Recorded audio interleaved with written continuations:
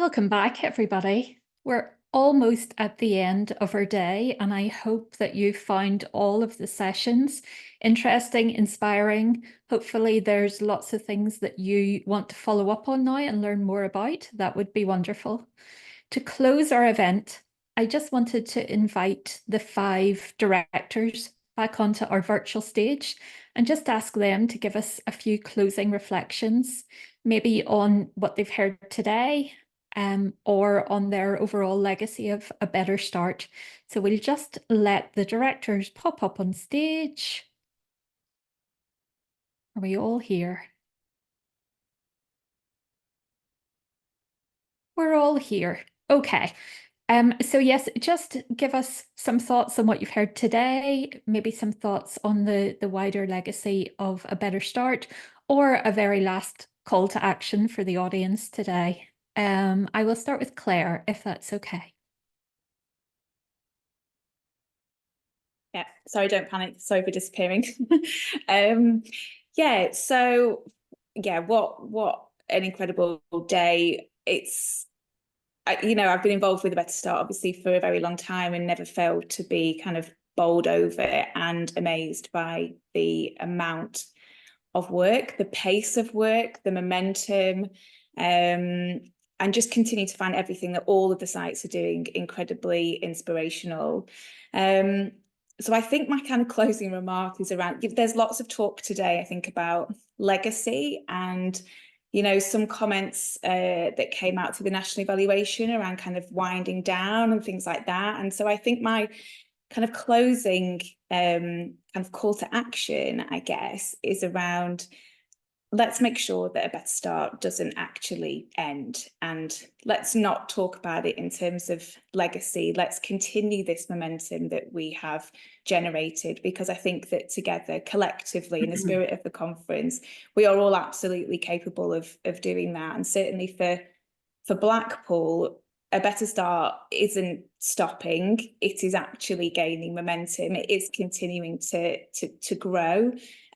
All the things I talked about around culture change, and you could see again from the national evaluation the amount of investment that we have put in Blackpool around systems change, and that is exactly for that reason, because if you start to change the system, which is exactly what A Better Start is, that investment in systems change, then it doesn't matter what happens going forward, but we will have the kind of fabric and those foundations set for the future. So we want to see this as, actually, we can grow. We've got the capacity, we've got the capability, our workforce does now, our community does now. So let's really accelerate, actually, and let's do more, because this has been an incredible once-in-a-lifetime opportunity provided by the National Lottery Community Fund.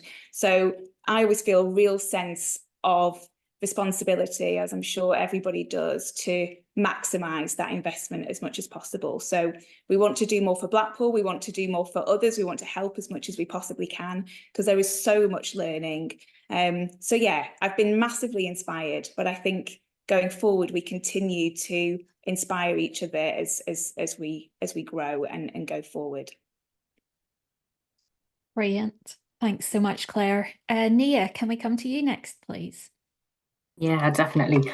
So for me, 3 recommendations from today, and I have the 3 C's. Capitalise, celebrate, and count. So capitalise, what we've talked about today is that we have a huge number of tools and resources that are readily available to our colleagues across different regions of different countries, and nationally and internationally.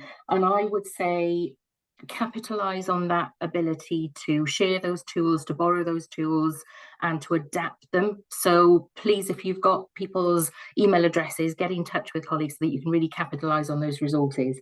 Celebrate cutting edge services, pushing boundaries. We have a lot of services that are award-winning. We have services that have been ratified and accepted by Royal College bodies, and we really are pushing the boundaries in the early years service delivery space and creating new services, new ideas. So I think we really do need to celebrate what we've achieved, and as Claire has said, let's keep pushing those boundaries and keep developing. And then counting. I think something that I've heard very loud and clear is that the research evaluation and impact element is particularly important.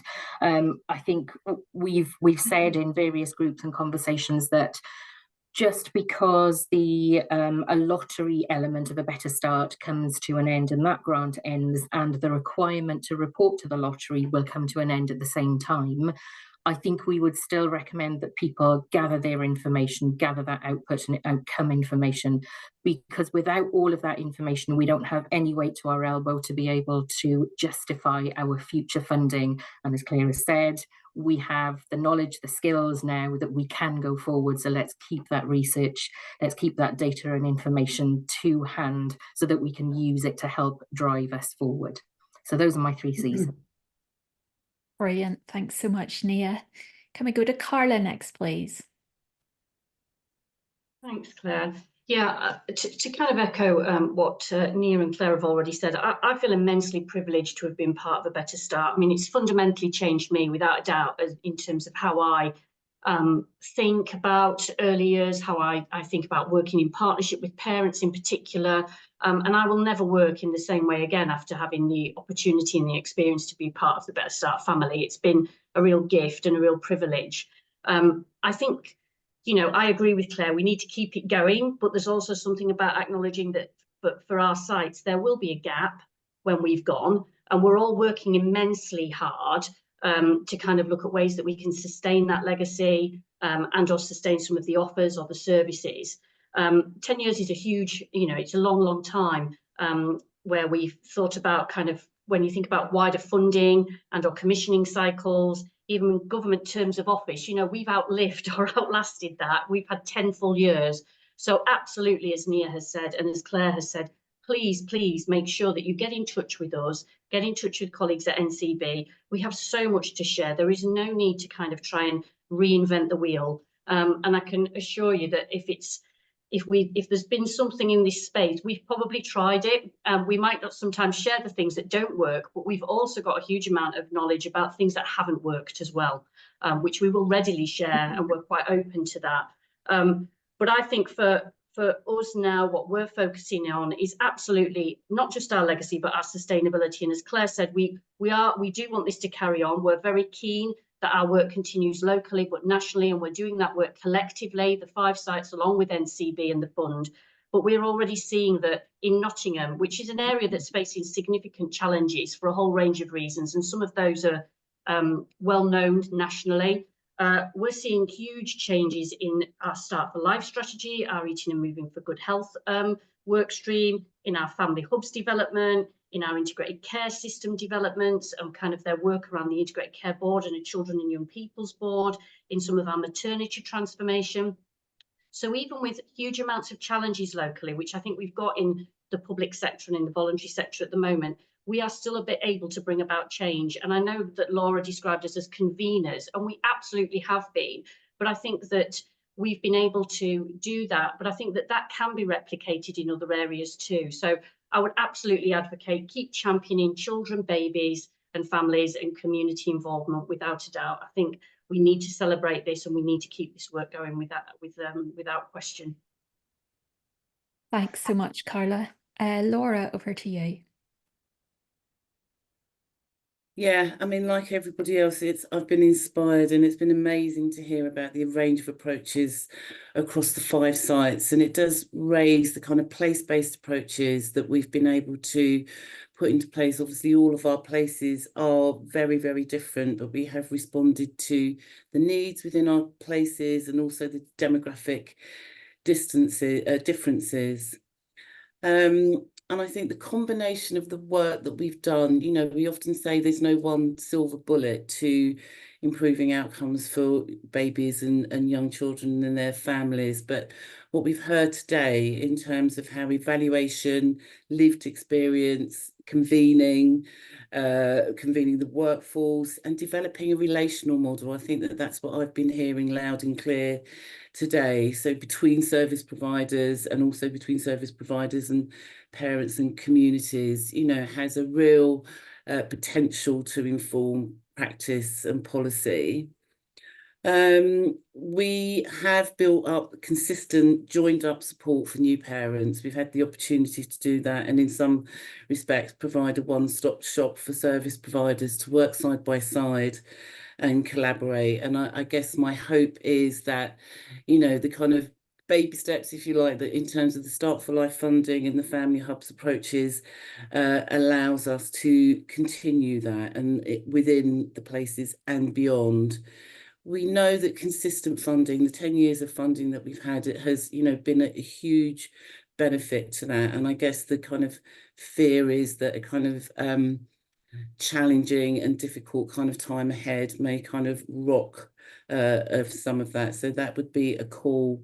And there was just one thing that Gail said that I think is something worth attention. She talked about this, the stigma that some families feel in terms of accessing infant mental health support. And I think that is a challenge to us, and, you know, the kind of early years system more broadly. Obviously, the Start for Life funding has enabled us to make some you know, starting steps, you know, in that wider workforce way.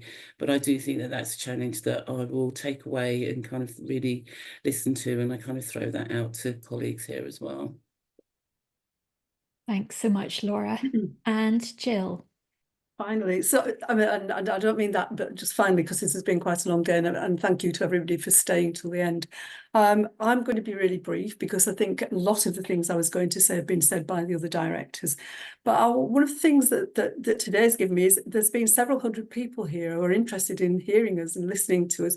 And, you know, all of those people, if they take away what they've learned from today and start to think about how that works in their area, but even more important, how they can use what they've learned and anything else that we can give them to change things in their areas and to influence decision makers. You know, we're looking at a different government very soon. And so what is it that we can say to that government that should happen in order to make sure our children benefit? So kind of thinking that this could be a bit of a movement, and you could hang it around Baby Week, because Baby Week that started in Bradford and Leeds a few years ago is now building, and there's quite a lot of Baby Weeks going on. So if you want to know any more about that, by all means get in touch. But there are lots of things that we can do together to make sure that the messages about what's important and what matters and what works within our early years provision can be shared and extended and built so that everybody's talking about it. And I think there's a couple of other things. One is, thank you, Carla, for counting how much we've done. I think you scratched the surface. I think there's quite a lot more to it than that. And I was just thinking about it after you spoke, because we have had engagement with hundreds and hundreds of parents, and there's also all of the practitioners that we're working with and the students that we're working with. And so I think if we added up what we've done, we're probably looking at a sort of medium size rather than a small town.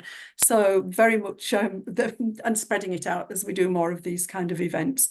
And I think that's the other thing, is what we've also got is that the people who've been through Better Start Bradford are also part of our legacy, not just the parents, but the practitioners, people from within our programmes who are now sitting in places around the early years system, who are making decisions and have learned from what we do. So when we look around Bradford, we can see our legacy in a number of different places. And I think the final thing is that we are still working on it. We're still working on building that legacy and making sure that systems change in order to respond to the learning from our programme, and that we're supporting that through other organisations who are wanting to pick up that sort of that baton and run with it, and that's very much what our focus will be in the next year or so in Bradford. So thank you. It's been a really good day, and thanks everybody. Thanks so much. Okay, that is us. We've come to the end. I just want to say a massive thank you to all our presenters and for those who prepared the breakout sessions. There's been so much work has gone on in the background, so we really appreciate it. Thank you for that. As we said, there will be recordings shared afterwards of all of the sessions. So for the 2 workshops that you didn't get to go to, please listen back to those so that you don't miss out on anything. We're also producing a report which we'll share, and that will have additional information on the the examples that you've heard in the breakout groups. So again, there'll be contact details in there. Please get in touch with the partnerships and learn more, because this is only the tiny, tiny tip of the iceberg in terms of all of the good practice.